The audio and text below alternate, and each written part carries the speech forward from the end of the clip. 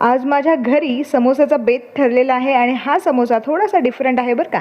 त्यामुळे आपण इथे बघूया त्याचं कवर बनवताना सर्वात पहिल्यांदा आपण इथे मैदा, त्यात चवीनुसार मीठ, जिरं, ओवा असा हातावरती क्रश करून आणि त्याचबरोबर इथे आपण तूप घालणार आहोत. साजूक तूप 2 चमचे ॲड करून या पिठामध्ये आपण थोडं थोडं पाणी करत गोळा घट्ट असा मळून घेणार आहोत.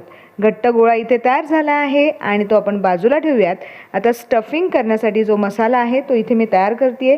त्यामध्ये बडीशेप, धने, जिरे, त्याच्यानंतर लवंगी मिरची, कढीपत्ता आणि काही लसणाच्या पाकळ्या आपण 2 मिनिटं भाजून हा मिक्सरवरती मसाला तयार करून घेणार आहोत. थोड्याशा तेलावरती आपण हा मसाला, त्याच्यानंतर आपण वाफवलेले वाटाणे आणि उकडलेला बटाटाही घालणार आहोत.